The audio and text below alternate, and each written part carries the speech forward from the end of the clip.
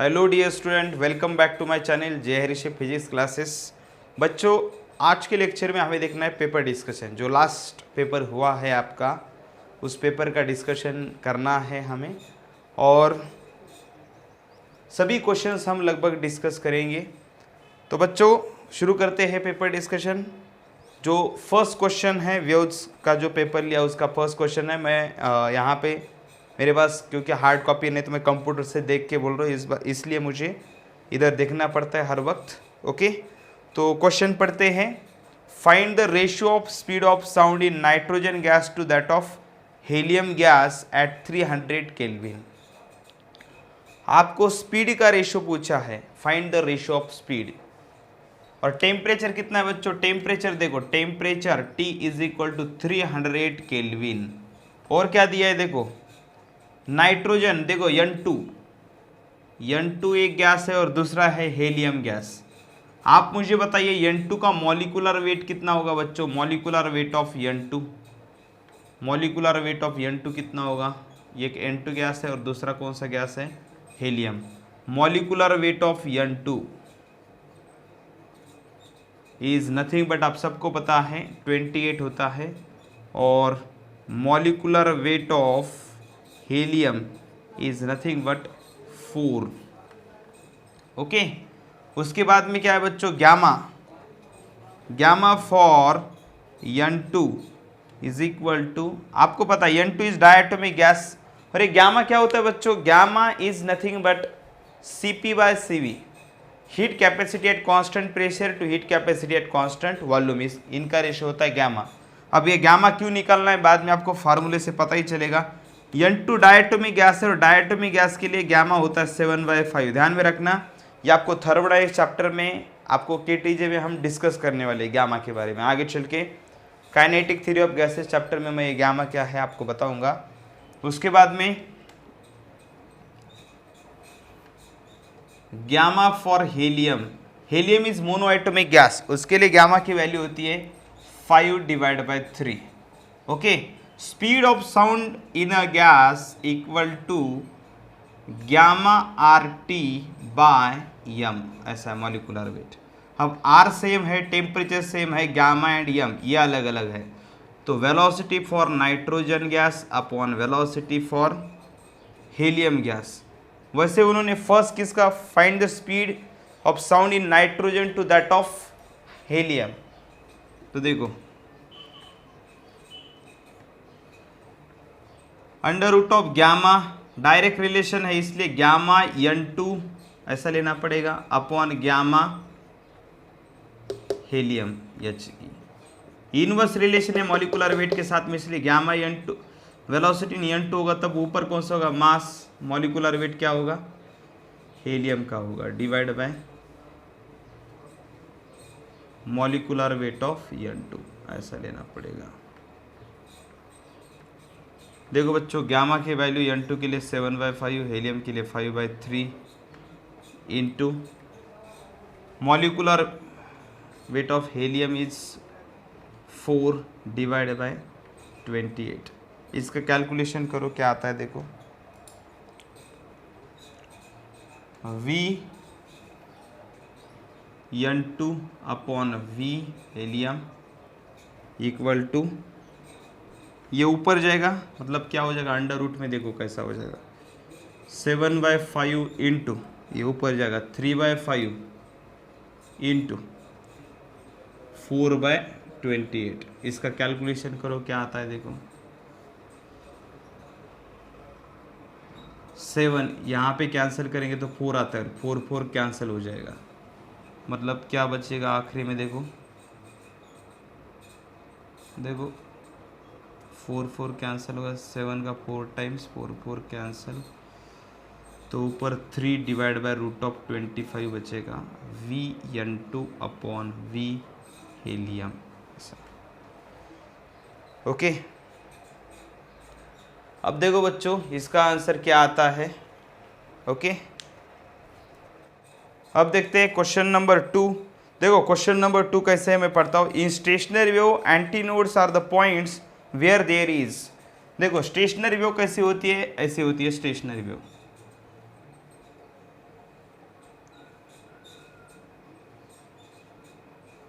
Consider करो stationary wave है। और यहाँ पे ये एंटी नोड्स मतलब जहाँ पे डिस्प्लेसमेंट मैक्सिमम होता है, ये एंटी नोड होते हैं, ये एंटी नोड होते हैं। तो उन्होंने क्या कहा है, एंटी नोड कैसे होते हैं। देखो एंटी नोड के यहाँ मैक्सिमम डिस्प्लेसमेंट मैक्सिमम एम्पलीट्यूड होता है, ये बिल्कुल सही है। और ध्यान में रखना जहाँ पे डिस्प्लेसमेंट मैक्सिमम होता है वहाँ पे प्रेशर मिनिमम होता है, हमेशा ध्यान में रखना, ये अपोजिट होता है। क्योंकि आपको पता है ये जो स्टेशनरी वेव है, यहाँ जहाँ पे डिस्प्लेसमेंट मिनिमम होता है यहाँ पे क्या होता है, यहाँ पे जो भी एयर है उसका कॉम्प्रेशन होता है नोड्स के यहाँ, इसीलिए यहाँ पे प्रेशर ज़्यादा होता है। तो जब डिस्प्लेसमेंट मैक्सिमम होगा उस वक्त प्रेशर मिनिमम होता है, इसीलिए स्टेशनरी वेव में मिनिमम डिस्प्लेसमेंट मिनिमम प्रेशर ऐसे अलग अलग ऑप्शन है। तो maximum displacement and minimum pressure D option जो है वो सही है, क्योंकि एंटी नोड के यहाँ डिस्प्लेसमेंट मैक्सिमम होता है। और ये बात ध्यान में रखनी है, एंटी नोड पे डिस्प्लेसमेंट मैक्सिमम होता है, प्रेशर मिनिमम होता है। नोड्स के यहाँ डिस्प्लेसमेंट मिनिमम होता है, प्रेशर मैक्सिमम होता है। ओके, ये बात आपको समझनी है। यहाँ पे क्या है, नोड्स के यहाँ क्या होता है, डिस्प्लेसमेंट जीरो होता है, प्रेशर मैक्सिमम होता है। समझ में आएगा। अब देखो question number 3, which of the property makes difference between progressive wave and stationary wave. Third question में कैसा है कि पूछा है कि कौन सी प्रॉपर्टी है जो stationary wave and progressive wave को डिफरेंशिएट करती है, और उसके ऑप्शन भी दिए देखो, amplitude, frequency, propagation of energy, phase of the wave. सबको पता है प्रोग्रेसिव वेव एनर्जी ट्रांसफर करती है, एंड जो स्टेशनरी वेव होती है वो एनर्जी क्या करती है, दो बाउंड्री के बीच में बाइंड करके रखती है। मतलब एनर्जी दो बाउंड्री के बीच में ही रहती है तो उसे कहते हैं स्टेशनरी वेव। और अगर वो एनर्जी एक जगह से दूसरी जगह ट्रांसफर होती है तो उस वेव को कहते हैं प्रोग्रेसिव वेव। तो यही डिफरेंस है एनर्जी ट्रांसफर का, स्टेशनरी वेव में एनर्जी ट्रांसफर नहीं होती। तो ये हो गए 3 क्वेश्चन। तो प्रोपोगेशन ऑफ एनर्जी यही मतलब डिफरेंस है, आपको समझना है। अभी देखो 4th नंबर का क्वेश्चन देखो बच्चों, 4th नंबर का क्वेश्चन, 3rd नंबर का थ्योरी क्वेश्चन था। 4th नंबर का क्वेश्चन देखो, the equation of the wave travelling in a string can be written as y is equal to, तो इक्वेशन कैसा दिया है, y is equal to,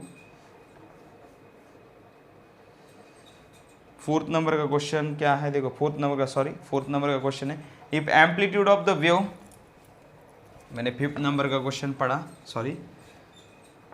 4th number का, if amplitude of the wave eight A distance r from the point source is, देखो एक point source है, यहाँ से r डिस्टेंस पे अगर वेव जाएंगे तो यहाँ पे एम्पलीट्यूड है a।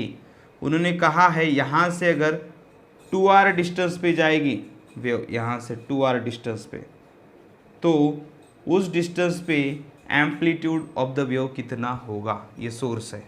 आप सबको पता है इंटेंसिटी का फार्मूला क्या, intensity is inversely proportional to r square, ये फार्मूला सब लोगों ने देखा है। Intensity of the sound wave और light wave is inversely proportional to distance का स्क्वायर। इसका मतलब, और आपको ये भी पता है intensity is directly proportional to square of amplitude.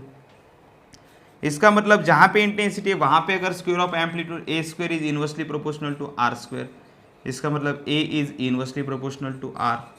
इसका मतलब a2 divide by a1 is equal to r2 divide by r1, ऐसा होगा इनवर्स रिलेशन। इनवर्स रिलेशन है ना, तो ऊपर r1 रहेगा, r1 upon r2 inverse relation. तो a2 क्या हो जाएगा, r1 upon r2 into a1। r1 कितना है देखो, r1 अपॉन r2, r1 देखो शुरुआत में क्या कहा है उन्होंने, r1 मतलब r है, r2 मतलब कितना है 2r, एंड ये है एम्पलीट्यूड है a है, तो a डिवाइड बाई 2, मतलब सेकंड फर्स्ट जो r डिस्टेंस पे एम्पलीट्यूड अगर कैपिटल ए होगा तो 2r डिस्टेंस पे क्या हो जाएगा, हाफ हो जाएगा। ये बात ध्यान में रखनी है। ओके, तो ये हो गया 4th क्वेश्चन। अब हम देखते हैं 5th क्वेश्चन। देखो 5th क्वेश्चन कैसा है,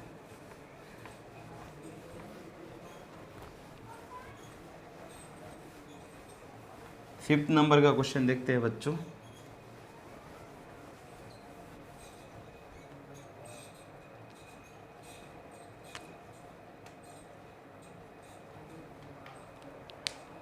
the equation of the wave travelling in a string can be written as y is equal to 3 cos of pi, y is equal to 3 cos of pi 100t minus x. बच्चों ये जो question paper है मैं आपको बताऊँ तो ये paper बहुत ही इजी था, क्योंकि आपको ये चैप्टर मैंने ऑनलाइन ही पढ़ाया है और दूसरी बात ये है कि इसके ऊपर और टेस्ट नहीं हुई है। तो लेवल 1 में मैंने सिर्फ बेसिक ही डाला था, अब धीरे धीरे टेस्ट की लेवल बढ़ती जाएंगी। Okay, y is equal to 3 cos of pi 100t minus x, ये इक्वेशन दिया है। इट्स वेवलेंथ इज, तो ये इक्वेशन है वेव का और इससे आपको क्या करना है, वेवलेंथ बतानी है। अब देखो वेवलेंथ बताने के लिए क्या करना पड़ेगा, y इज इक्वल टू ये जो जनरल इक्वेशन होता है वेव का उसके साथ में कंपेयर करेंगे। cos है तो cos of omega t minus k x, ऐसा करना पड़ता है ना। अब देखो बच्चों 100t है तो omega t minus k x, लेकिन यहाँ पे पाए है तो इसे और मॉडिफाई करना पड़ेगा। y is equal to 3 into cos of pi को अंदर मल्टीप्लाई करो 100 pi t minus pi x, ऐसा होगा। इसका मतलब k की जगह पे क्या है, k is equal to pi, k की जगह पे रखना पड़ेगा 2 pi by lambda equal to pi, pi cancel, 2 is equal to lambda is equal to 2 unit. अगर ये सेंटीमीटर में दिया है तो ये सेंटीमीटर में होगा, लेकिन 2 तो एक ही ऑप्शन में है, इसका मतलब बी आंसर है उसका, 5th का आंसर है B, lambda is equal 2 centimetre. लेकिन बच्चों इस इक्वेशन में बताना चाहिए था उन्होंने, ये जो इक्वेशन है आखिरी में डिस्प्लेसमेंट सेंटीमीटर में है ये बताना चाहिए। ओके, लेकिन यहाँ पे बताया नहीं है, ये तो कुछ सही नहीं है। ओके, यूनिट देना चाहिए उन्होंने। अब ये 5th क्वेश्चन हो गया। अब देखते हैं 6 नंबर का क्वेश्चन। 6 नंबर का क्वेश्चन क्या है, देखो, a plane wave is represented by x is equal to 1.2 sine of 314 into t plus 12.56y, okay, where x and y are distances measured along x and y, okay, the direction in meter, x and y metre में है ऐसा कहा है, and time in second, this wave is, ऐसा equation दिया और उन्होंने कहा कि ये वेव कैसी है, और उन्होंने कहा है ऑप्शन में, ऑप्शन को देख के आपको उसके हिसाब से आंसर निकालना है। ऑप्शन ए है a wavelength of 0.25 meter and wave travel positive x direction, मतलब पहले वेवलेंथ निकालना है और कौन से डायरेक्शन में ट्रैवल होती है इसके ऊपर प्रेडिक्शन करना है, बाकी ऑप्शन भी ऐसे ही है। तो इस इक्वेशन को देख के आप बताओ कि ये जो वेव है ये कौन से डायरेक्शन में जाती होगी। x के फॉर्म में एक्सप्रेस किया है, आपको हमेशा पता है कि जनरली मैं अभी तक आपको पढ़ाते आया हूँ तो वेव्स का इक्वेशन हम कुछ ऐसे करते आए, इसमें x ऐसा होता है और यहाँ पे y होता है। मतलब क्या होता है, वेव्स x एक्सिस के अलॉन्ग जाती हैं एंड पार्टिकल किसके अलॉन्ग वाइब्रेट होता है, y एक्सिस के अलॉन्ग होता है। तो हम ये जो इक्वेशन देते थे, फिर भी अभी तक जो मैंने इक्वेशन दिया आपको ऐसे फॉर्म में देता था, y is equal to A sine of omega t plus k x या माइनस के एक्स, ऐसा देते थे। लेकिन यहाँ पे क्या हो रहा है, देखो थोड़ा उल्टा हो रहा है। पार्टिकल y एक्सिस के अलॉन्ग वाइब्रेट होता था तो यहाँ पे y देता था मैं, लेकिन यहाँ पे क्या हुआ, ये x के फॉर्म में दिया है। इसका मतलब पार्टिकल का ही इक्वेशन होता है, पार्टिकल के वाइब्रेशन का ही हम इक्वेशन बना के देते हैं। तो यहाँ पे पार्टिकल का y is equal to A sine of omega t plus k x ऐसा मैं लिखता हूँ, लेकिन आज जो इस न्यूमेरिकल में दिया है ये ऐसा है। इसका मतलब x एक्सिस के अलॉन्ग कौन वाइब्रेट होता होगा, पार्टिकल वाइब्रेट होता होगा। और वेव किसके अलॉन्ग जाती होगी, फिर देखो वेव किसके अलॉन्ग, देखो यहाँ पे वेव x के अलॉन्ग जाती थी एंड पार्टिकल y के अलॉन्ग वाइब्रेट होता था। लेकिन इस इक्वेशन के लिए, इस इक्वेशन के हिसाब से देखेंगे तो कुछ ऐसा होता होगा बच्चों, वेव ऐसी जाती होगी, वेव y के अलॉन्ग जाती होगी, ऐसी वेव जाती होगी एंड पार्टिकल x के अलॉन्ग वाइब्रेट होता होगा। और यहाँ पे दोनों प्लस है, आपको पता है कि O t and y, displacement and time, इनके दोनों के मल्टीपल अगर सेम हो गए मतलब पॉजिटिव हो गए, दोनों का डिस्प्लेसमेंट y यहाँ पे एंड टाइम दोनों के मल्टीपल पॉजिटिव पॉजिटिव है। अगर ये सिमिलर होते हैं तो वेव की डायरेक्शन कैसी होती है, निगेटिव डायरेक्शन में। इसका मतलब वेव किसके अलोंग जा रही है बच्चों, वेव y एक्सिस के अलोंग जा रही है, पार्टिकल किसके अलोंग वाइब्रेट हो रहा है, x के अलोंग वाइब्रेट हो रहा है। ध्यान में रखना, क्योंकि ऐसा इक्वेशन एक्सप्रेस किया तो ये पार्टिकल वाइब्रेशन है, पार्टिकल का vibration along x direction and wave का वाइब्रेशन y के डायरेक्शन में वेव ट्रैवल हो रही है। थोड़ा उल्टा है जनरल इक्वेशन से। ओके, उसके बाद में नेक्स्ट क्वेश्चन देखो, 6th हो गया, 7th नंबर का क्वेश्चन देखते हैं।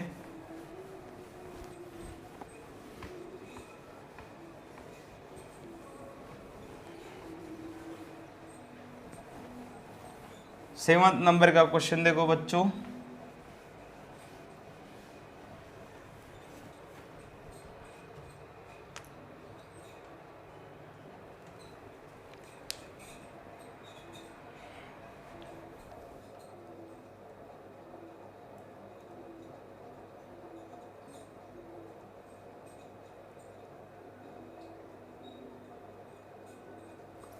सेवंथ नंबर का question, the equation of the wave is y is equal to, equation of the wave दिया है सेवंथ नंबर के क्वेश्चन में 2 साइन ऑफ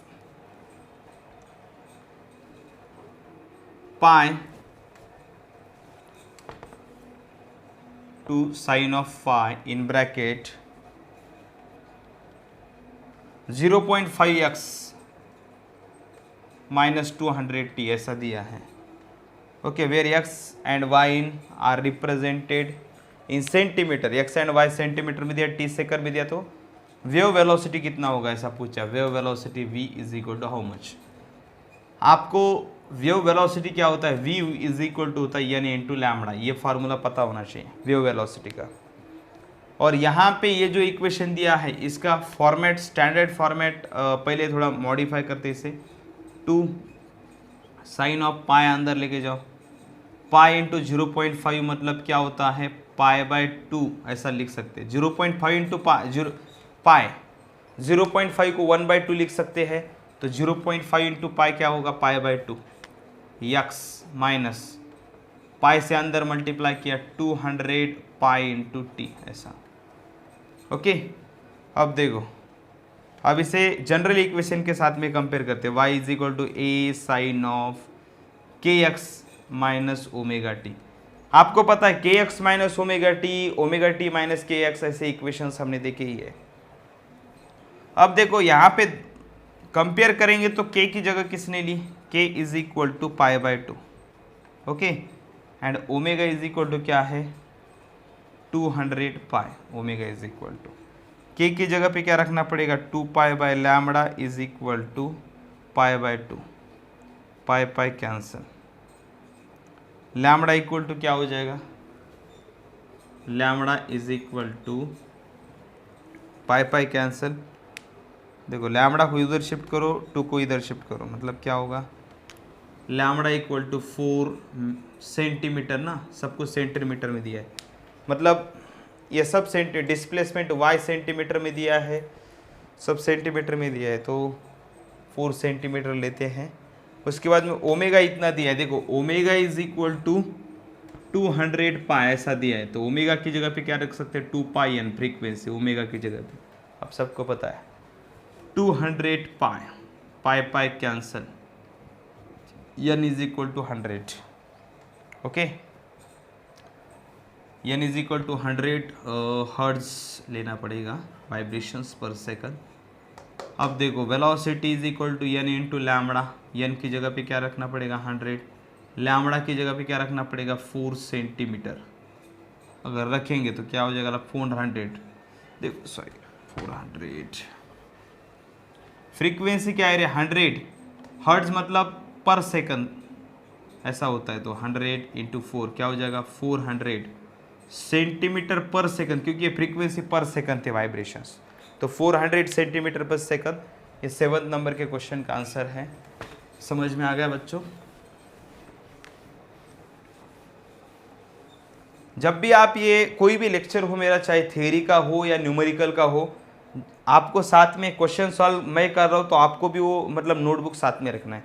अगर थ्योरी में आपको पढ़ा रहा हूँ तो थ्योरी के पॉइंट्स आपको भी लिखने हैं, क्योंकि क्या एक बच्चों सिर्फ अगर देखते रहेंगे तो आपको एक तो मतलब उतने आप बोर हो जाएंगे और एक्टिव नहीं होगे लेक्चर में। ओके, तो अभी देखते हैं नेक्स्ट क्वेश्चन, 8th नंबर का question.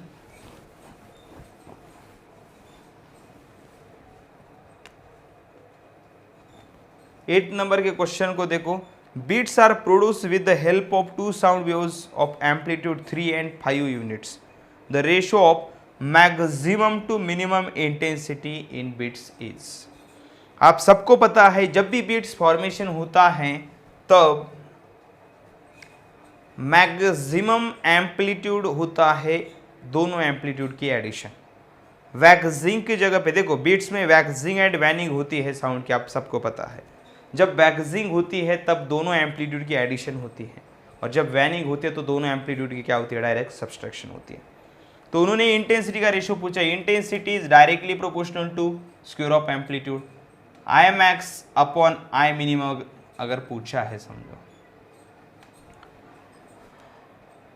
I max to I minimum. I max होता है तब एम्पलीट्यूड की एडिशन होती है, उसे कहते हैं वैक्सिंग। आई मिनिमम होता है तब एम्पलीट्यूड की सब्सट्रैक्शन होती है, उसे कहते हैं वैनिंग। A1 + A2 एम्पलीट्यूड क्या क्या है देखो, इसके 3 and 5 यूनिट्स है एम्पलीट्यूड। ओके, तो 3 + 5 ऐसा करना पड़ेगा, और यहाँ पे क्या करना पड़ेगा, 3 - 5 और 5 - 3, कुछ फर्क नहीं पड़ता बच्चों, क्योंकि यहाँ पे क्या है, स्क्वायर है। ओके, फिर भी सब्सट्रैक्शन के वक्त हमें ऊपर भी लिखते हैं ऐसा ही, 5 + 3 5 - 3 ब्रैकेट का स्क्वायर 8 का स्क्वायर क्या हो जाएगा, 64। 2 का स्क्वायर क्या हो जाएगा, 4। 16s/1। Okay, 16s/1 D option है इसमें 8 नंबर के क्वेश्चन में। अब देखते हैं 9th नंबर का क्वेश्चन। देखो बच्चों, 9th नंबर क्वेश्चन मैं पढ़ता हूँ, आप भी उसे पढ़ सकते हो, आपके पास सबके पास क्वेश्चन पेपर है ही। और transverse wave is describe by the equation y = y0 sin of 2π f t - x/a। y = transverse wave दी है y0 sin of 2π f t - x/a ऐसा दिया है y डिस्प्लेसमेंट का इक्वेशन। और पूछा क्या है,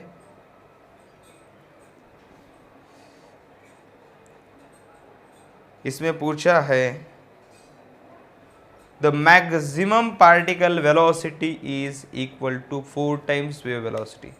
maximum particle velocity is 4 times wave velocity ऐसा दिया है, मतलब Vp max. Okay, 4 times wave velocity.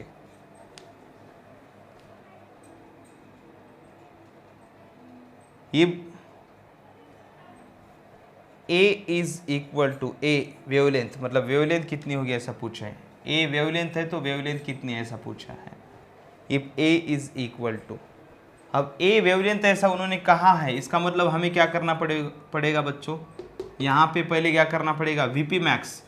Vp max is equal to 4 times Vp max equal to जो दिया है उसके हिसाब से सॉल्व करो, 4 times wave velocity. Vp max is equal to 4 times wave velocity. अब Vp मैक्स मतलब पार्टिकल वेलोसिटी मैक्सिमम होती है A × ओमेगा, और ध्यान में रखना है मैं A चाहे तो कैपिटल लिखता हूँ क्योंकि यहाँ पे एक A है, वो वेवलेंथ है।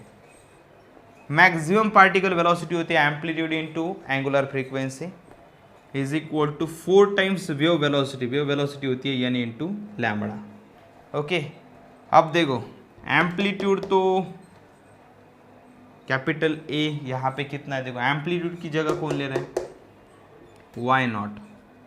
ओमेगा की जगह कौन लेता है, देखो ओमेगा, देखो ओमेगा इंटू टी, ये साइन ऑफ 2π अंदर मल्टीप्लाई कर 2π × f ऐसा लिख सकते हैं, 2π × f ऐसा लिख सकते हैं। 4 × n एन मतलब क्या होता है, फ्रीक्वेंसी, फ्रीक्वेंसी तो है ही ना यहाँ पे, एफ है।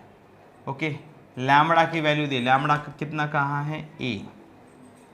तो अब इसका कैलकुलेशन करेंगे तो आपको निकालना ए है, तो शिफ्ट करो इसे, मतलब 2 pi into y not divide by 4 is equal to A wavelength. इसका मतलब ए इज इक्वल टू क्या हो जाएगा, 2 से इसे डिवाइड करेंगे तो पाई वाई नॉट डिवाइड बाई 2, ये होगा ए। ए मतलब होता है, यहाँ पे ए क्या दिया है, वेवलेंथ बताया है। ओके, समझ में आएगा बच्चों। 10th नंबर का क्वेश्चन देखते हैं अभी।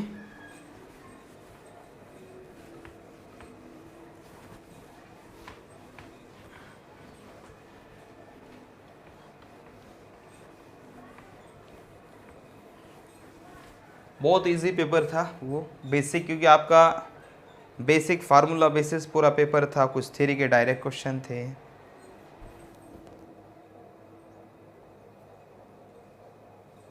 अभी देखते हैं 10th नंबर का question. Two string of copper are stretch to same tension, मतलब टेंशन फर्स्ट स्ट्रिंग में जितना है उतना ही सेकंड स्ट्रिंग में है। ओके, और क्या क्या दिया है उसके हिसाब से देखो। उसके बाद में क्या कहा है, area of cross section are in the ratio, उनके एरिया ऑफ क्रॉस सेक्शन का रेशो दिया है A1 by A2 is equal to 1/4। Okay, then the respective wave velocities will be, wave velocities का रेशो क्या होगा, वेव वेलोसिटीज का,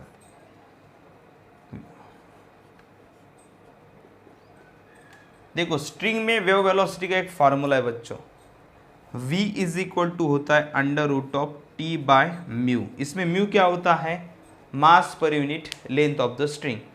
इसको आगे सॉल्व करेंगे तो कुछ ऐसा भी इक्वेशन आता है, t is equal sorry v is equal to under root of T by, mass per unit length को अगर लिखेंगे ना हम तो कुछ ऐसा इक्वेशन आता है, मतलब पाई आर स्क्वायर इंटू रो ऐसा आया था ना, तो पाई आर स्क्वायर की जगह पे रो इंटू ए ऐसा लिख सकते हैं, क्योंकि मास पर यूनिट लेंथ को हम क्या लिख सकते हैं, देखो mass is nothing but volume into density. आपको ये कैसे आता है मैं बताता हूँ, देखो यहाँ पे लिख के बताता हूँ, mu is equal to mass per unit length, mass per unit length की जगह पे क्या रख सकते हैं, मास की जगह पे volume into density upon length, volume की जगह पे area into length into density upon length, length length cancel तो एरिया इंटू डेंसिटी, तो ये हो गया मास पर यूनिट लेंथ। तो मैंने मास पर यूनिट लेंथ की जगह पे क्या लिखा है, area into density into rho. देखो रो सेम है, टी सेम है, तो यहाँ पे सिर्फ डिफरेंस, सेम वायर है ना, दोनों कॉपर वायर है, सेम मटेरियल के है, इसलिए दोनों का डेंसिटी सेम है और उन्होंने टेंशन भी सेम कहा है। इसका मतलब velocity is inversely proportional to square root of area.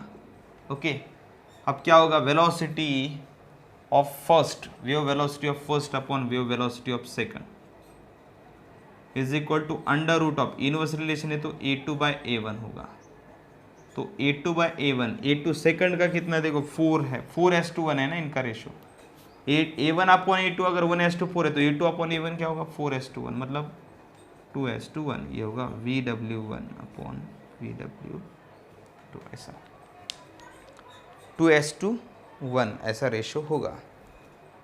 Okay, अब 11 नंबर का क्वेश्चन देखो बच्चों,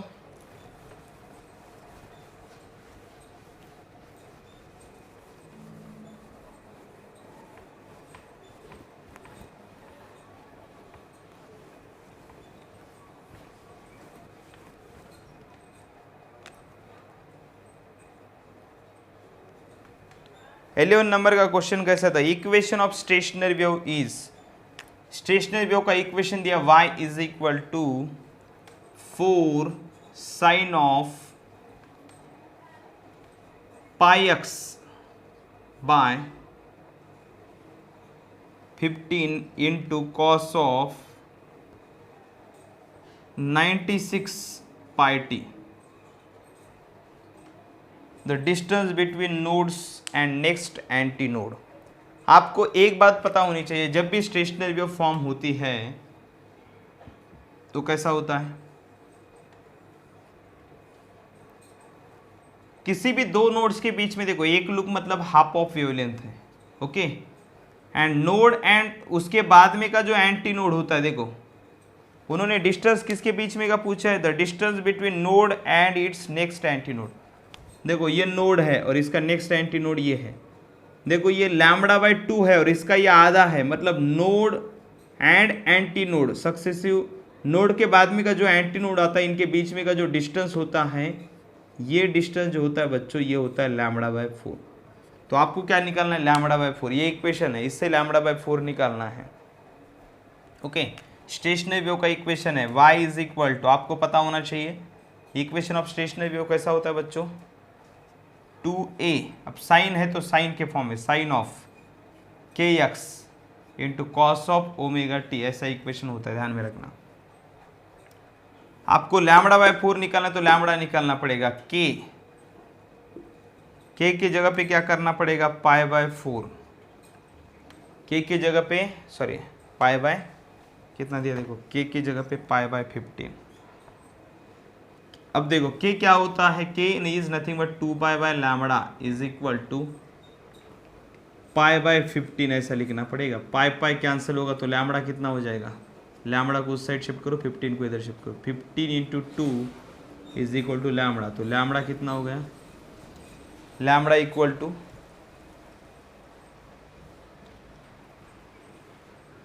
30।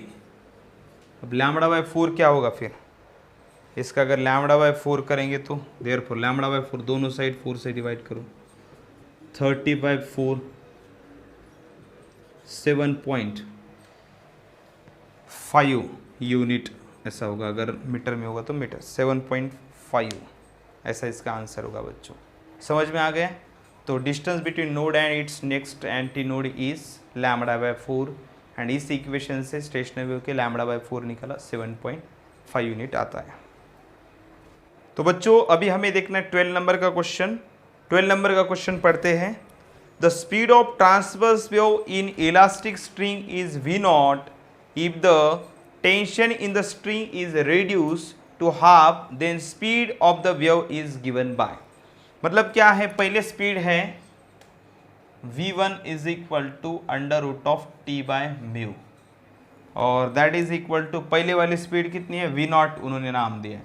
उन्होंने कहा ये टेंशन जो है इससे क्या किया है, उन्होंने हाफ किया है, मतलब ये टेंशन था, बाद में जो टेंशन है टी डैश वो हो गया t/2।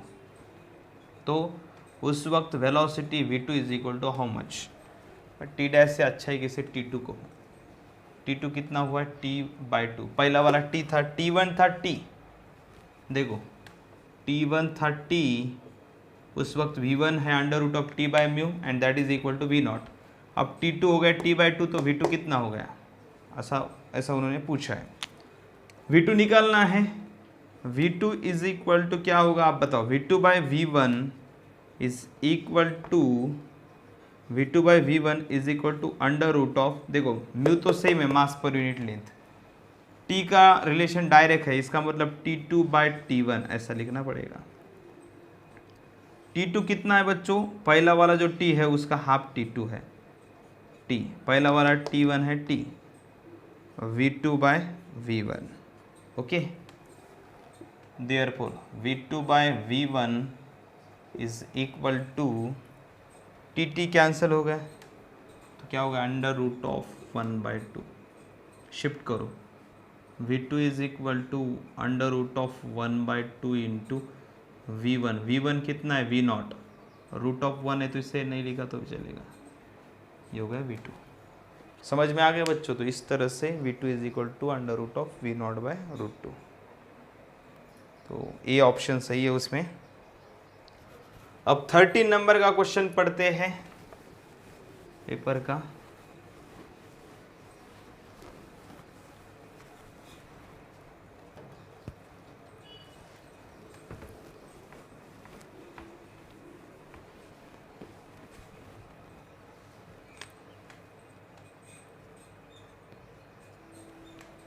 Number, transverse elastic wave can propagate, ऐसा क्वेश्चन है। Transverse elastic wave can propagate both in gas, option A है।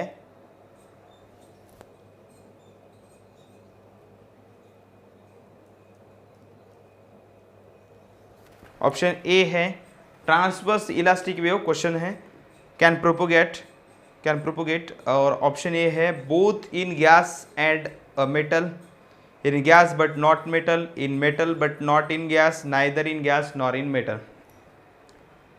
आपको पता है ट्रांसवर्स वेव गैस में से पास होती है, ये तो पता ही है।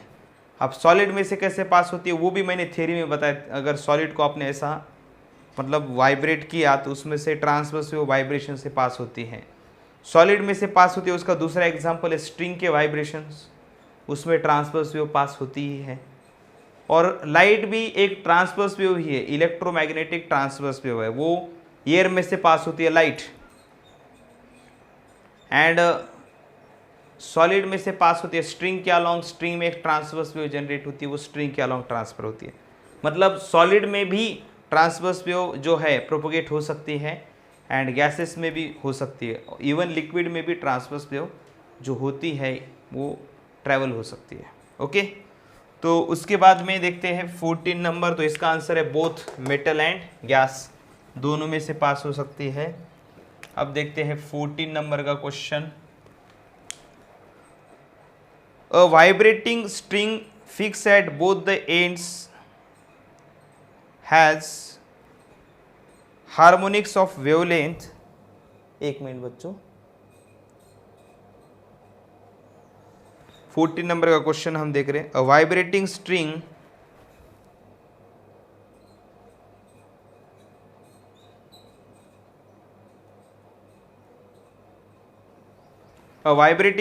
fixed at both the ends has consecutive harmonics at its wavelength, देखो then length of the string is, मतलब एक वाइब्रेटिंग स्ट्रिंग है जिसको दो एंड्स के बीच में फिक्स किया है, और ये क्या करेगी, मतलब जो भी है बच्चों, थोड़ा बुरी डायग्राम निकली यहाँ पे। तो ये स्टेशनरी वेव फॉर्म करेगी, और उन्होंने कहा है कि जो सक्सेसिव हार्मोनिक्स है उसकी वेवलेंथ मतलब लैम्बडा एन दी है। लैम्बडा एन कितनी दी है, 4, एंड उसके बाद में उसकी नेक्स्ट हार्मोनिक मतलब उस वक्त मुझे लैम्बडा एन प्लस 1 लेना पड़ेगा, उस वक्त की वेवलेंथ कितनी है, 2 metre. The length of the string is, string की लेंथ कितनी है ऐसा पूछा है। ओके, मतलब कैसा होता है, देखो अलग अलग मोड्स होते हैं और हर वक्त वेवलेंथ चेंज होती है। आपको पता है फंडामेंटल मोड में एक लूप क्रिएट होता है तो उस वक्त वेवलेंथ सबसे ज़्यादा होती है।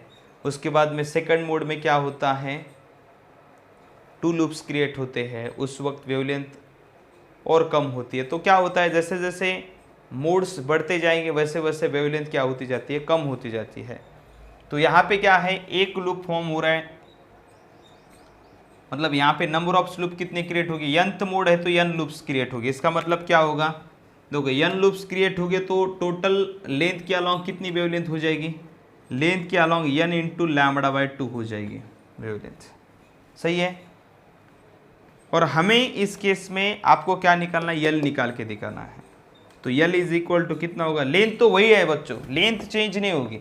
अब nth मोड है तो n लूप्स क्रिएट होगे, और एक एक लूप की वेवलेंथ, एक एक लूप का जो एक एक लूप की लेंथ कितनी होती है, हाफ ऑफ वेवलेंथ। तो टोटल लेंथ के अलॉन्ग क्या होता है, n लैम्बडा बाई 2 हो जाता है total length, lambda by 2 lambda by 2 lambda by 2 n lambda by 2। n nth mode है तो n लैम्बडा बाई 2, लैम्बडा कितना है, nth मोड के वक्त जो वेवलेंथ है वो कितनी है, लैम्बडा n कहनी पड़ेगी उसे, लैम्बडा n कितनी है, 4/2। तो इसका मतलब क्या हो जाएगा, ये यल इज इक्वल टू कितना हो जाएगा, 2n हो जाएगा, इसे इक्वेशन नंबर 1 कहते हैं ऑल्सो। उसके बाद में देखो, अब इसके बाद में कि जो हार्मोनिक्स है वो क्या होगी, मतलब आपको पता है स्ट्रेट स्ट्रिंग के वाइब्रेशन में सभी हार्मोनिक्स प्रेजेंट है, even as well as odd. तो यंथ हार्मोनिक के बाद में क्या कौन सी हार्मोनिक आएगी, n प्लस वन, क्योंकि सभी हार्मोनिक्स प्रेजेंट है ना ये जो स्ट्रिंग की वाइब्रेशन है उसमें। मतलब मुझे क्या करना पड़ेगा, इसके बाद में लूप्स कितने क्रिएट हो गए, अभी n हुए थे, अब इसके बाद में की जो हार्मोनिक्स है उसमें कितने लूप्स क्रिएट हो गए, n प्लस वन। उस वक्त लेंथ तो स्ट्रिंग की लेंथ चेंज नहीं होती, 2 रिजिड सपोर्ट फिक्स है। तो क्या करना पड़ेगा, इस वक्त कितने लूप्स क्रिएट होते हैं, कितने लूप्स क्रिएट हो गए अभी n प्लस वन मोड में, n plus one loops create हो गए। और एक एक लूप की कितनी लेंथ है, लैम्बडा बाय 2, लेकिन उस वक्त की वेवलेंथ है लैम्बडा n प्लस वन, ऐसा नाम देना पड़ेगा उस वेवलेंथ को। देखो बच्चों, एक एक लेंथ, एक एक लूप की लेंथ कितनी है, lambda by half of wavelength. Okay, उस वक्त की जो भी वेवलेंथ है उसका हाफ एक लूप की लेंथ है। अभी n प्लस वन मोड है, मतलब n प्लस वन हार्मोनिक है, तो n plus one into loops create कितने हो गए, n प्लस वन हार्मोनिक्स में n plus one loop create हो गया। तो n प्लस वन लूप मतलब क्या करना पड़ेगा, n प्लस वन एंड एक लूप की लेंथ होती है लैम्बडा बाय 2, तो उस वक्त की वेवलेंथ होती है लैम्बडा बाय 2, लेकिन उसे नाम दिया n प्लस वन। तो कुछ लोगों को इसका डर लग रहा होगा, ये जस्ट सिंबल है आपको ध्यान में रखने के लिए, मतलब कौन सी वेवलेंथ है, तो n प्लस वन हार्मोनिक वाली वेवलेंथ है। इसका मतलब ये मल्टीपल में नहीं है, ध्यान में रखो। n प्लस वन, लैम्बडा को डायरेक्ट रख देता हूँ, लैम्बडा n प्लस वन की वैल्यू कितनी है, 2 डिवाइड बाय 2, 2 कैंसिल, तो यल इज इक्वल टू क्या हो जाएगा, n प्लस वन। इसे इक्वेशन नंबर 2 कहेंगे। देखो इक्वेशन नंबर 1 एंड 2, इसे देखो और पहले क्या करो, n की वैल्यू निकाल सकते हो। अगर आप इसमें से कौन से वैल्यू निकाल सकते हो, देखो दोनों इक्वेशन को देखो,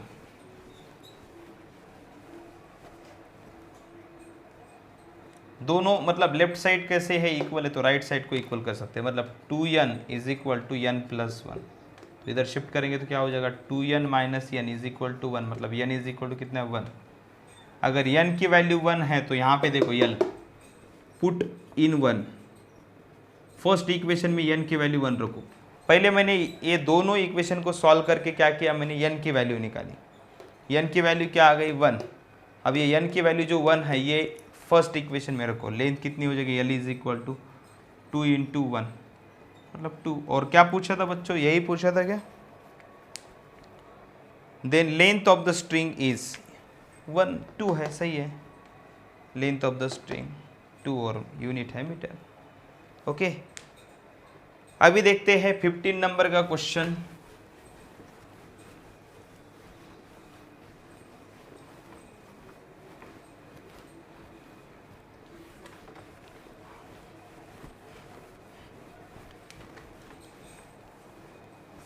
नंबर का क्वेश्चन देखते हैं।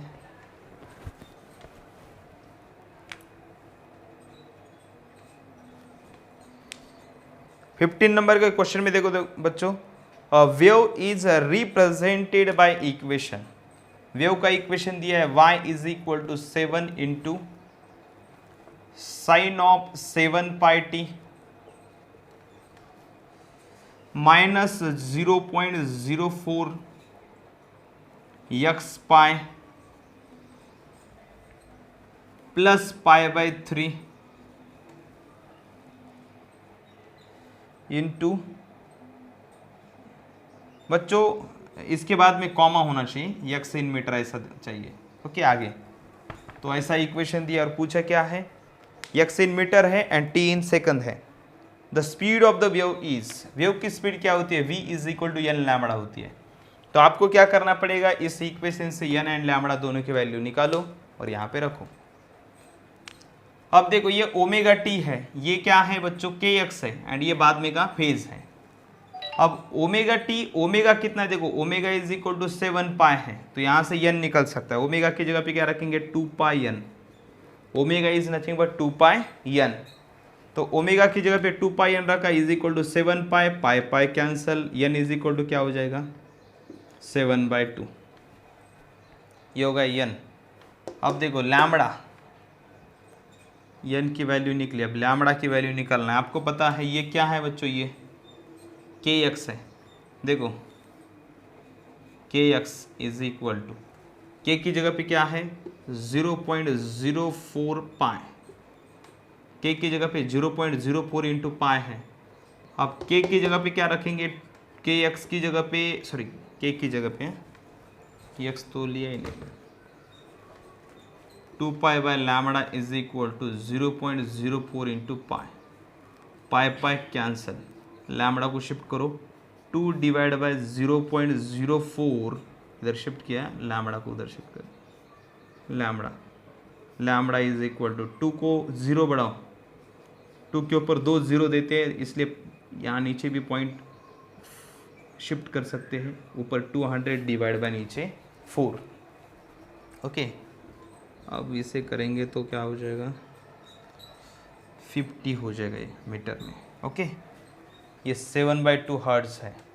अब देखो वेलोसिटी क्या होगी बच्चों, v इज इक्वल टू क्या होता है n इंटू लैम्बडा, n की जगह पे क्या रखेंगे 7/2 एंड लैम्बडा की जगह पे क्या रखेंगे 50, तो कितना हो जाएगा 350 डिवाइड बाय 2।